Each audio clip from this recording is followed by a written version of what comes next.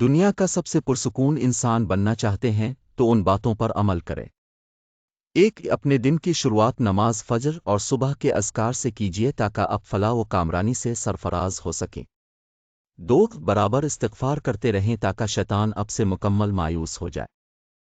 تین، دعا کرنا کبھی نہ چھوڑیں کیونکہ یہی نجات رات کا راستہ ہے۔ چار، یاد رکھیے آپ کی زبان سے نکلنے والے ہر لفظ کو فرشتے لکھ رہے ہیں۔ پانچ، ہمیشہ اچھی امید رکھیں اگرچہ آپ کتنے ہی مشکل حالات سے دوچار ہوں۔ چھ، انگلیوں کی خوبصورتی اس کے ذریعے تسبیح کرنے میں ہے۔ سات، جب غموں کا ہجوم ہو اور مشکلات کی آمد ہو تو لا حول ولا قوة الا باللہ کثرت سے پڑھے۔ آٹھ، غریبوں اور مسکینوں پر خرچ کر کے ان سے دعائیں اور محبتیں حاصل کریں۔ نو، کچھ بولنے سے پہلے سوچیں کیونکہ الفاظ بھی قاتل ہوتے ہیں۔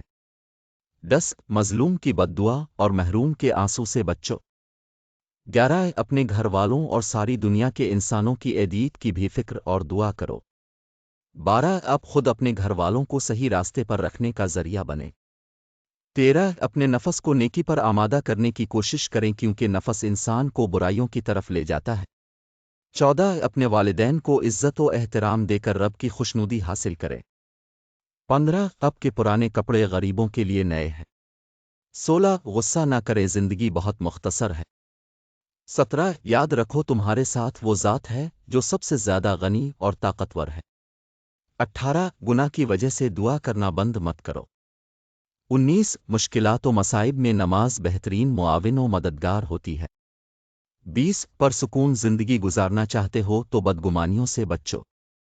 21، ہر مصیبت اور بلا کی جڑ اللہ سے منہ موڑنا ہے، اس لیے اللہ کی طرف رجوع کرو۔ 22، ایسی نماز پڑھو جو تمہیں تمہارے قبر میں کام آئے۔ 23، جب تم کسی کو غیبت کرتے ہوئے سنو تو اس سے کہو کہ اللہ سے ڈرو۔ 24، سورت تبارک اللذی پابندی سے پڑھو کیونکہ یہ نجات دینے والی سورت ہے۔ 25، محروم وہ ہے جو خشوع و خضوع والی نماز اور آنسو بہانے والی آنکھ سے محروم ہو۔ 26، بھولے بھالے ایمان والوں کو تکلیف مت دو۔ 27، ساری محبت اللہ اور اس کے رسول کے لیے کرو۔ 28، جو تمہاری غیبت کرے اسے معاف کر دو کیونکہ اس نے تمہیں مفت میں اپنی نیکیاں دے دی ہیں۔ 29، نماز تلاوت اور ذکر و اذکار گلے کا خوبصورت ہار ہے۔ 30، اگر رات کی تاریکی ختم ہوگی تو تکلیف بھی عنقریب دور ہوگی، بحران بھی ختم ہوگا اور پریشانی بھی گزر جائے گی۔ 31، قیل و قال اور فضول باتوں سے اپنے آپ کو دور رکھو کیونکہ آپ کے پاس اس سے بھی بڑے بڑے کرنے کے کام ہیں۔